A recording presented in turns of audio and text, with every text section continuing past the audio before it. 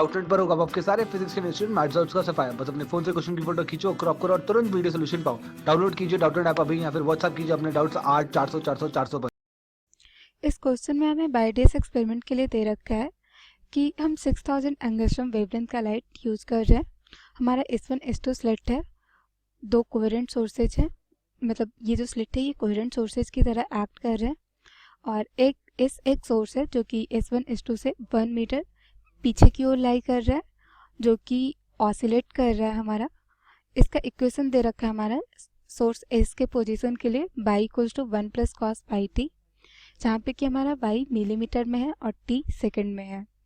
तो अब हमसे पूछा गया है कि t इक्वल्स टू 0 पे यदि हमारा फ्रिंज विड्थ b1 है और t इक्वल्स टू 2 सेकंड पे फ्रिंज विड्थ हमारा b2 है, तो हमारा बीटा 1 और बीटा 2 में क्या रिलेशन होगा।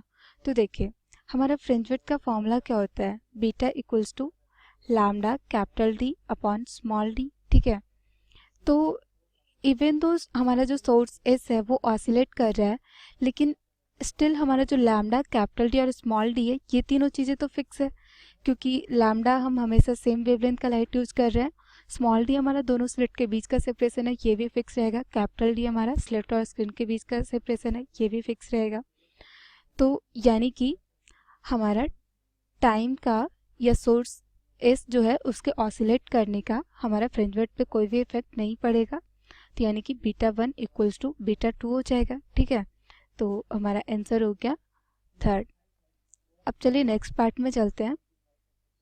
नेक्स्ट पार्ट में दे रखा है कि at t equals to 2 second the position of central maxima is.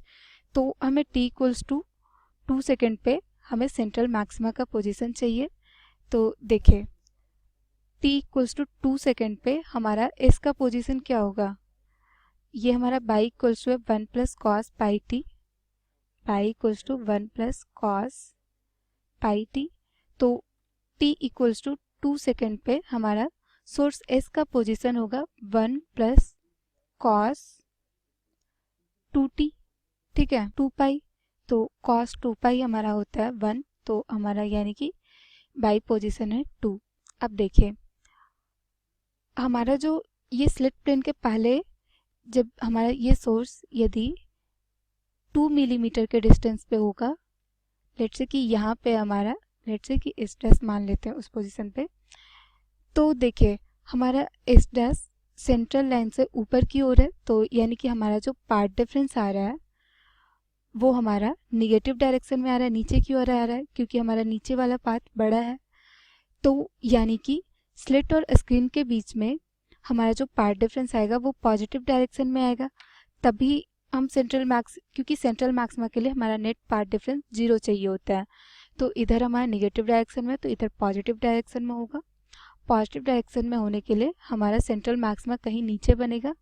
Let's say कि ये हमारा पॉइंट P है और यहाँ पे हमारा सेंट्रल मैक्सिमा बन रहा है, तो हमारा यहाँ पे पार्ट डिफरेंस हो जाएगा इस S1 plus S1P minus, sorry S नहीं S डैश, क्योंकि हमारा t इक्वल्स टू 2 सेकेंड पे हमारा जो सोर्स है वो S डैश पे है, minus S dash S2 minus S2P।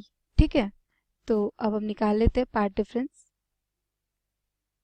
Delta x हमारा स्लिट प्लेन के पहले हो जाएगा माइनस d साइन फाई, और स्लिट और स्क्रीन के बीच हमारा हो जाएगा path difference d sine theta. ठीक है, ये हमें 0 चाहिए, तो यानी कि हमारा साइन फाई और साइन थीटा बराबर होगा, हम लिख सकते हैं for small theta and phi sin theta is approximately equals to theta, sin phi is approximately equals to phi।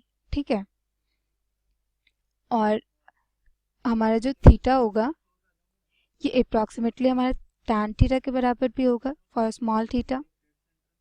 sin theta is approximately equals to tan theta, sin phi is approximately equals to tan phi for small theta and phi। ठीक है, तो यहाँ से हमारा आ जाएगा tan phi equals to tan theta.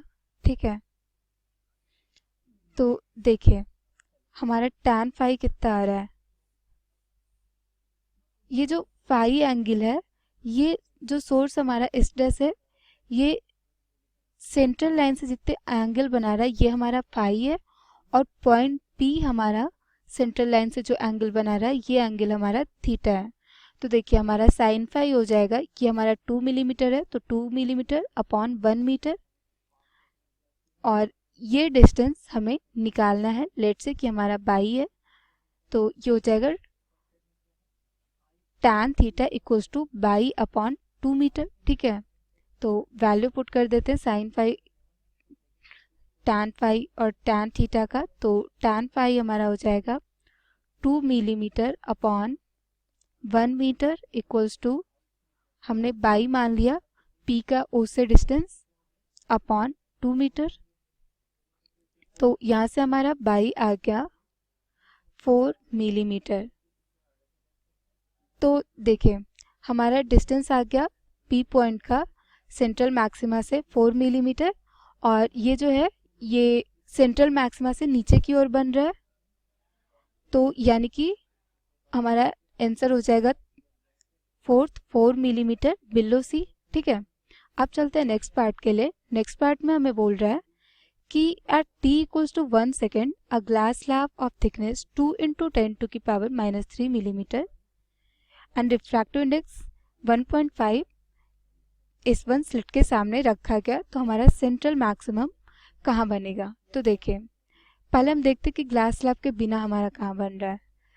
Third में हम t equals to 1 second पे देख रहे हैं कि हमारा सेंट्रल मैक्सिमा कहाँ पे बन रहा है। तो t इक्वल्स टू 1 सेकेंड पे हमारा जो बाई होगा वो हो जाएगा 1 प्लस कॉस पाई t। तो यहाँ पे t हमारा 1 है तो कॉस पाई हो जाएगा, यानी कि ये 0 हो गया। तो यानी कि हमारा जो सोर्स है वो सेंट्रल लाइन यहाँ पे लाई कर रहा है थर्ड पार्ट के लिए, तो हमारा स्लिट और सोर्स के बीच में पार्ट डिफरेंस 0 हो जाएगा, क्योंकि ये S1 S2 के अबाउट सिमेट्रिक है। तो जो भी पार्ट डिफरेंस आएगा स्लिट प्लेन और स्क्रीन के बीच में आएगा, तो यानी कि हमारा पार्ट डिफरेंस C पे बनेगा। ठीक है, क्योंकि जब भी कोई ग्लास स्लैब कुछ भी पुट नहीं कर रखा हो, S1 S2 से जो लाइट एमिट हो रहा है उसका इनिशियल फेज 0 हो, तो सेंट्रल मैक्सिमा सेंट्रल लाइन पे बनता है। ठीक है, जहाँ पे सेंट्रल लाइन स्क्रीन को कट कर रहा हो तो हमारा C पे बन जाएगा।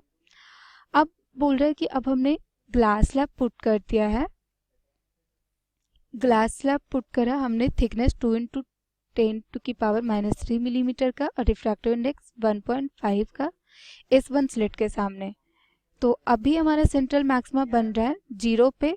तो अब देखते हैं कि ग्लास स्लैब की वजह से हमारा शिफ्ट कितना होगा, जितना शिफ्ट होगा उतने पे हमारा बनेगा सेंट्रल मैक्सिमा। ठीक है, तो शिफ्ट हो जाएगा हमारा mu minus 1t capital D upon small d। ठीक है, तो म्यू दे रखा है हमारे पास क्वेश्चन में 1.5।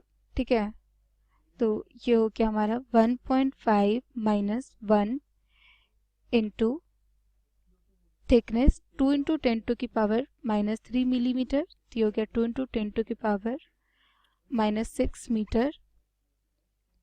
कैपिटल D है हमारा 2 मीटर और स्मॉल d है हमारा 2 मिलीमीटर। ठीक है, तो ये हो गया हमारा into 2 metre upon 2 into 10⁻³ metre. ठीक है, तो इसे सॉल्व कर लेंगे तो हमारा आ जाएगा सिर्फ 1 मिलीमीटर। तो यानी कि पहले हमारा सेंट्रल मैक्सिमा बन रहा था सेंटर पे, अब शिफ्ट हमारा 1 मिलीमीटर है, तो हमारा बाई इक्वल्स टू 1 मिलीमीटर पे सेंट्रल मैक्सिमा बनेगा। और सिंस हमने S1 के सामने पुट करा है ग्लास स्लैब, तो हमारा जो फ्रिंज होगा वो ऊपर की ओर शिफ्ट करेगा, तो यानी कि हमारा 1 मिलीमीटर एबव C बनेगा। तो हमारा आंसर हो गया फर्स्ट। ठीक है।